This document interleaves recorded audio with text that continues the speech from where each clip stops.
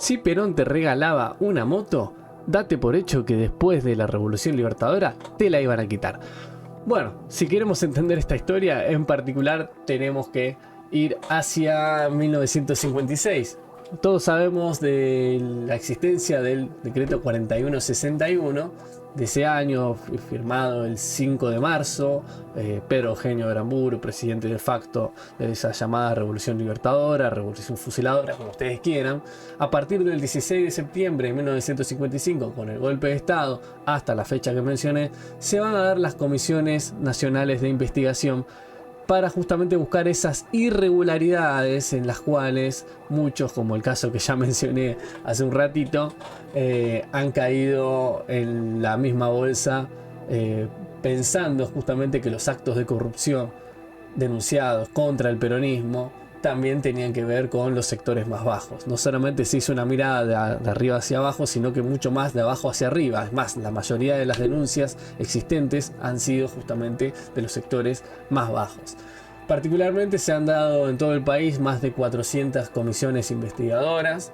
Esto se va a dar en el proceso desde que arrancó Eduardo Leonardi como presidente hasta el decreto 4161 en adelante. Y no solamente tenemos esa Comisión Nacional Investigadora, sino que también se va a dar algo conocido en nuestro país en ese proceso de desperonización, con la destrucción de los símbolos peronistas, lo que sucedió con el cuerpo de Eva Perón, sino que también con la confección del libro negro de la segunda tiranía. Si la primera tiranía había sido Juan Manuel de Rosas en el siglo XIX, la segunda tiranía la vamos a encontrar justamente con Perón. Es un libro de corte liberal y claramente tiene su ideología muy plasmada, ¿no? Liberales que siempre pactan con dictaduras, muy particular. Este caso que yo les estaba mencionando recién, del motociclista que perdió su moto durante la Revolución Libertadora, pasó en la localidad de 9 de Julio, en la provincia de Buenos Aires. Era un maestro que para llegar a su trabajo había pedido un crédito al gobernador por medio de una carta. Ante ese pedido, el mismo Juan Domingo Perón decidió regalarle una motocicleta Puma, ¿sí? Particularmente la Comisión Nacional de Investigaciones y también el Fondo de la Fiscalía Nacional de Recuperación Patrimonial se encargaron de sacarle la motocicleta a este trabajador por decir que hubo ciertas irregularidades y que el gobierno no tiene que regalar esas cosas. Bueno, le han quitado a un maestro justamente su moto, donde se trasladaba todos los días para ir a trabajar a dar clases.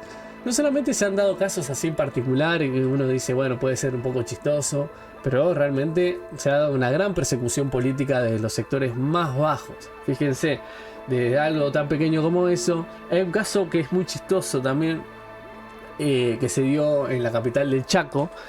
Un carnicero había sido denunciado por un inspector municipal en varias ocasiones, él se sintió perseguido por lo que sucedió, por haber hablado con un peón rural, ¿sí? Por haber hablado con un peón rural y haberle dicho, darle instrucciones de que falta el trabajo y presente un certificado médico. Acá la especie de lobby que se va a dar principalmente entre, estos sectores rurales terratenientes muy fuertes, contra los sindicatos de agricultores y afines, y particularmente echándole la culpa a un simple carnicero.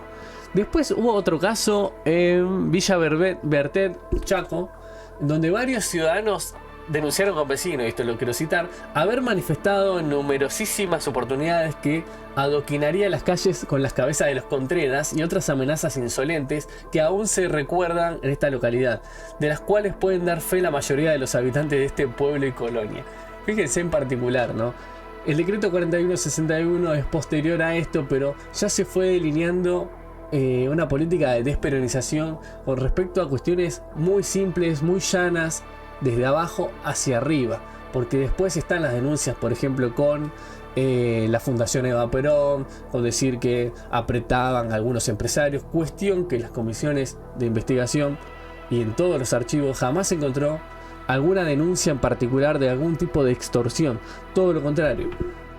Y tampoco la dictadura quiso profundizar demasiado al respecto para no movilizar un poco lo que sucede en el mundo de los negocios.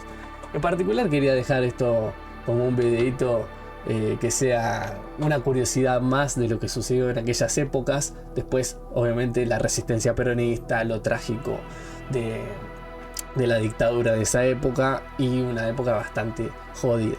Si les gustó esta clase de videos, denle me gusta.